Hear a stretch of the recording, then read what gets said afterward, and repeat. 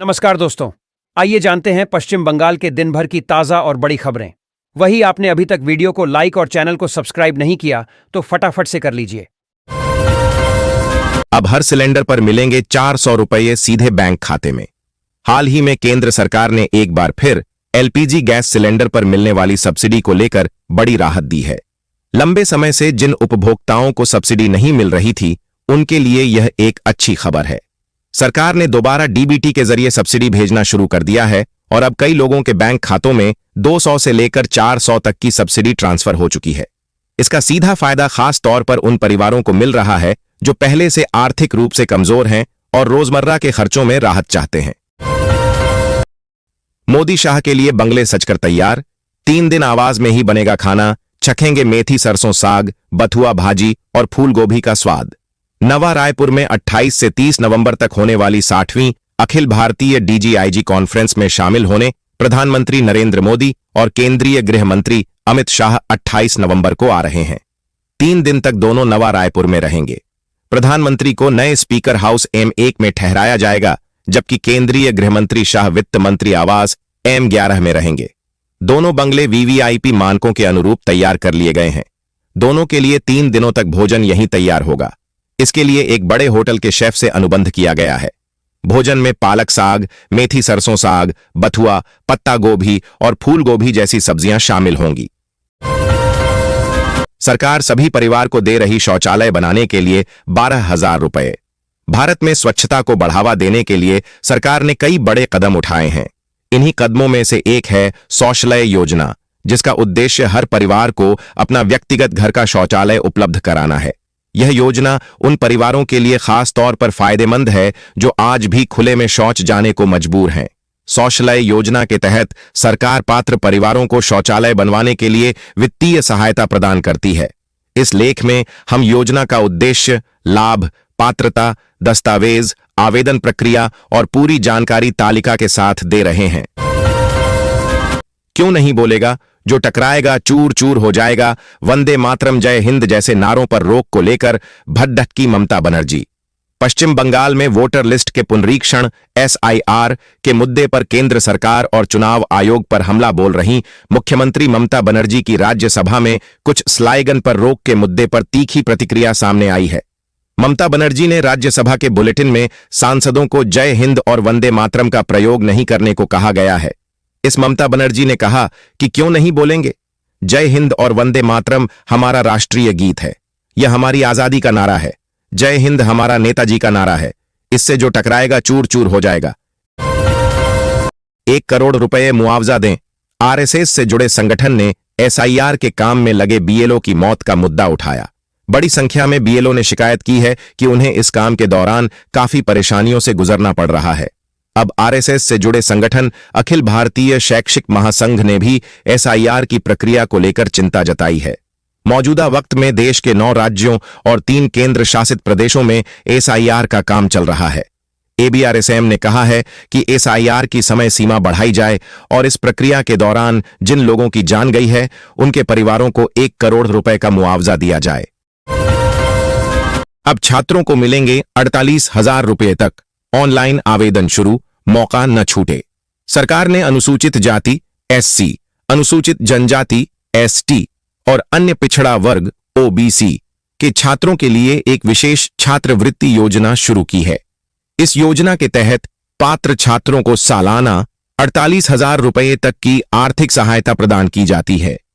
इसका उद्देश्य आर्थिक रूप से कमजोर वर्ग के विद्यार्थियों को उच्च शिक्षा के क्षेत्र में सहायता प्रदान करना और उनकी पढ़ाई को बिना किसी बाधा के जारी रखने में मदद करना है। यह योजना उन छात्रों के लिए है जो किसी मान्यता प्राप्त शैक्षणिक संस्थान में अंडर ग्रेजुएट, पोस्ट ग्रेजुएट या डिप्लोमा कोर्स कर रहे हैं। मेरे साथ खेलने मत आना। अगर मैं खेलूंगी तो तुम मुझे छू नहीं पाओगे। ममता। बस 1 महीना बचा है। बंगाल में 1 साल में 2026 के विधानसभा चुनाव होने हैं। मंगलवार को मुख्यमंत्री ममता बनर्जी ने बनगांव में 2 कार्यक्रमों के जरिए इसकी आधारशिला रखी। उम्मीद थी कि ममता बनगांव के त्रिकोण पार्क में रैली करने के बाद चांदपाड़ा से ठाकुरनगर तक करीब 3 किलोमीटर पैदल चलेंगी। उन्हें उस दिन हेलीकॉप्टर से बनगांव पहुंचना था, लेकिन हेलीकॉप्टर के बीमा संबंधी समस्या के कारण वह कार से बनगांव पहुंची। सभा में आने के बाद भाजपा ने उन पर हमला बोला और कहा कि सरकार ने हेलीकॉप्टर ले लिया है।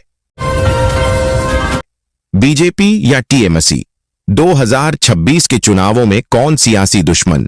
बिहार की हार से बंगाल में कांग्रेस की नई उलझन। बिहार चुनावों में बड़ी जीत हासिल करने वाली भाजपा की नजर अब पड़ोसी राज्य पश्चिम बंगाल पर जा टिकी है, जहां फिलहाल विशेष गहन पुनरीक्षण एसआईआर पर सियासी संग्राम जारी है। देश की मुख्य विपक्षी पार्टी कांग्रेस वोट चोरी के आरोप तो लगाती रही है, लेकिन पश्चिम बंगाल में एसआईआर के मुद्दे पर अभी तक कुछ ठोस करती नजर नहीं आ रही है, जबकि सत्तारूढ़ तृणमूल कांग्रेस की चीफ और राज्य की मुख्यमंत्री ममता बनर्जी ने इस मुद्दे पर भाजपा के खिलाफ मोर्चा खोल रखा है। दूसरी तरफ भाजपा इसी बहाने अवैध घुसपैठियों का मुद्दा उठा रही है और हिंदू मतदाताओं को लामबंद करने में जुटी है। सिर्फ इन परिवारों को मिलेगा फ्री गेहूं, चावल, बाजरा। ग्रामीण लिस्ट जारी, नाम चेक करें अभी। केंद्र सरकार ने ग्रामीण क्षेत्रों में रहने वाले गरीब और निम्न आय वर्ग के लाखों परिवारों के लिए एक महत्वपूर्ण कदम उठाते हुए राशन कार्ड ग्रामीण सूची 2025 जारी कर दी है। यह सूची प्रधानमंत्री गरीब कल्याण अन्न योजना और राष्ट्रीय खाद्य सुरक्षा अधिनियम के तहत संचालित की जा रही है। इस पहल का मुख्य लक्ष्य यह सुनिश्चित करना है कि मुफ्त गेहूं, चावल, बाजरा, नमक और अन्य आवश्यक खाद्यान्न केवल वास्तव में पात्र और आर्थिक रूप से कमजोर परिवारों तक ही पहुंचे। मुख्यमंत्री ने स्टूडेंट क्रेडिट कार्ड को लेकर दी बड़ी खबर। पैसे की कमी के कारण उच्च शिक्षा में किसी की भी फंसने की नौबत न आए, इसके लिए कई निजी छात्रवृत्तियों की व्यवस्था की जाती है। इसी तरह राज्य सरकार ने छात्रों के लिए एक विशेष योजना स्टूडेंट क्रेडिट कार्ड योजना शुरू की है। इस क्रेडिट कार्ड के जरिए छात्र उच्च शिक्षा के लिए सीधे बैंक से लोन ले सकते हैं। इस बार यह उल्लेखनीय योजना कल यानी गुरुवार को एक ऐतिहासिक मुकाम पर पहुंच गई। मुख्यमंत्री ममता बनर्जी बेहद खुश हैं। मुख्यमंत्री ममता बनर्जी ने अपने एक्स हैंडल पर कहा, मुझे आपको यह बताते हुए खुशी हो रही है कि हमारी स्टूडेंट क्रेडिट कार्ड योजना के तहत लाभार्थियों की संख्या 1 लाख को पार कर गई है। हमें बंगाल में जीतना है, शाह का कार्यकर्ताओं को संदेश। बिहार तक ही सीमित रहना काफी नहीं है, नया लक्ष्य पश्चिम बंगाल और तमिलनाडु जीतना है। अमित शाह ने खुद पार्टी कार्यकर्ताओं के लिए यह नया लक्ष्य तय किया है। भाजपा के अखिल भारतीय अध्यक्ष जेपी नड्डा को कल बिहार चुनाव में शामिल नेताओं को बधाई देने के लिए बाड़ी में आमंत्रित किया गया था। रात्रिभोज के दौरान केंद्रीय गृह मंत्री अमित शाह ने कार्यकर्ताओं को संबोधित करते हुए पश्चिम बंगाल और तमिलनाडु में आगामी चुनाव जीतने पर जोर दिया। सूत्रों का दावा है कि शाह ने कहा, हम रुकेंगे नहीं, बिहार के बाद हमारा लक्ष्य बंगाल है। सुकांत को किसने कहा वापस जाओ? तृणमूल ने मजूमदार का ऑडियो जारी कर दावा किया वो बॉबी के लोग हैं। केंद्रीय मंत्री ने बताया फर्जी। केंद्रीय मंत्री सुकांत मजूमदार गुरुवार को घायल भाजपा कार्यकर्ताओं से मिलने डायमंड हार्बर गए थे। वहां लोगों का एक समूह सुकांत की कार को घेरे हुए और वापस जाओ के नारे लगाते हुए देखा गया। पूर्व प्रदेश भाजपा अध्यक्ष दिलीप घोष के नाम पर जिंदाबाद के नारे भी लगाए गए। हालांकि सुकांत ने दोपहर में शिकायत की थी कि यह विरोध प्रदर्शन तृणमूल कांग्रेस द्वारा सुनियोजित था। पीएम मोदी ने किया दुनिया की सबसे ऊंची श्रीराम प्रतिमा का अनावरण।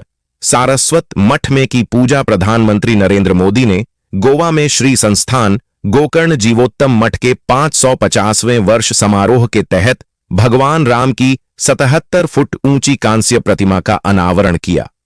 यह प्रतिमा स्टैच्यू ऑफ यूनिटी के मूर्तिकार राम सुतार ने बनाई है और इसे दुनिया में भगवान राम की सबसे ऊंची प्रतिमा बताया जा रहा है। बंगाल में एसआईआर के बीच ममता सरकार ने किया बड़ा प्रशासनिक फेरबदल। बदले गए 10 जिलों के एसपी। पश्चिम बंगाल में अगले साल अप्रैल मई में विधानसभा चुनाव होने वाले हैं। वहीं चुनाव आयोग बंगाल में स्पेशल इंटेंसिव रिवीजन एसआईआर की प्रक्रिया चला रहा है। इसको लेकर बंगाल में टीएमसी जमकर विरोध कर रही है। इस बीच ममता सरकार ने पुलिस विभाग में बड़ा फेरबदल किया है। एसआईआर के बीच और विधानसभा 2024 में होने वाले हैं। चुनाव से पहले ममता सरकार का यह फैसला काफी अहम माना जा रहा है। सरकार द्वारा जारी आदेश के अनुसार झारग्राम के पुलिस अधीक्षक एसपी अरिजीत सिन्हा को मेदिनीपुर रेंज का पुलिस उप महानिरीक्षक डीआईजी नियुक्त। 2006 से पहले रिटायर हुए लोगों के लिए सैलरी में अंतर पैदा करने वाले पेंशन नियम के खिलाफ सुप्रीम कोर्ट पहुंचा 4 आईपीएसओ रिटायर्ड आईपीएस ऑफिसर्स के एसोसिएशन ने कोर्ट के सामने यह कहते हुए याचिका दायर की कि फाइनेंस एक्ट का वह हिस्सा जिसे पिछली तारीख से लागू किया गया, दिल्ली हाईकोर्ट के 20 मार्च 2024 के फैसले के असर को खत्म करने के लिए पास किया गया, जिसे सुप्रीम कोर्ट ने 4 अक्टूबर 2024 को बरकरार रखा था। इन आदेशों के तहत यह माना गया था कि रिटायरमेंट की तारीख के आधार पर पेंशन में कोई अंतर नहीं किया जा सकता। आसान शब्दों में कहें तो याचिकाकर्ता ने 1 जनवरी 2024 को 2006 से पहले और 1 जनवरी 2006 के बाद रिटायर हुए पेंशनर्स के बीच सैलरी में अंतर को चुनौती दी थी। 1 दिसंबर 2025 से राशन कार्ड पर नया नियम लागू, इन लोगों का राशन मिलेगा बंद। इस नए नियम के तहत ऐसे लोगों का राशन बंद करने की योजना है जो राशन कार्ड के लिए ई-केवाईसी प्रक्रिया पूरी नहीं करेंगे।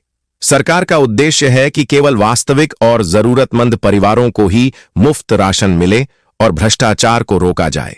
इस बदलाव से लाभार्थियों की पहचान और राशन वितरण में पारदर्शिता बढ़ेगी। नए नियमों के अनुसार जो राशन धारक अपने आधार कार्ड को राशन कार्ड से लिंक नहीं करेंगे या ई-केवाईसी प्रक्रिया पूरी नहीं करेंगे, उनका राशन बंद किया जा सकता है। साथ ही बुजुर्ग, दिव्यांग व्यक्ति और महिला मुखिया वाले परिवारों को विशेष सुविधा देने की योजना है। राज्य सरकार किसानों के साथ खड़ी, आलू भंडारण अवधि बढ़ाई। आलू का भंडारण काल बढ़ रहा है राज्य में। पता चला है कि छोटे और सीमांत किसानों को कम दामों पर आलू बेचने से रोकने और राज्य के लोगों को किफायती दामों पर आलू उपलब्ध कराने के लिए राज्य सरकार ने इस साल कोल्ड स्टोरेज में आलू भंडारण की अवधि 31 दिसंबर तक बढ़ाने का फैसला किया है। कृषि विपणन विभाग के अनुसार यह निर्धारित अवधि 30 नवंबर को समाप्त हो रही है। इसका फायदा उठाकर कुछ बेईमान व्यापारी किसानों को गुमराह करके अपना मुनाफा बढ़ाने की कोशिश कर रहे हैं। सोने के भाव में गिरावट, चांदी ने मचाई धूम। जानिए आज का अपडेटेड रेट। हाल के दिनों में सोने और चांदी की कीमतों में काफी उतार चढ़ाव देखा गया है। सोने के दाम में गिरावट आई है और यह अब 1,25,968 रुपये प्रति 10 ग्राम तक पहुंच गया है।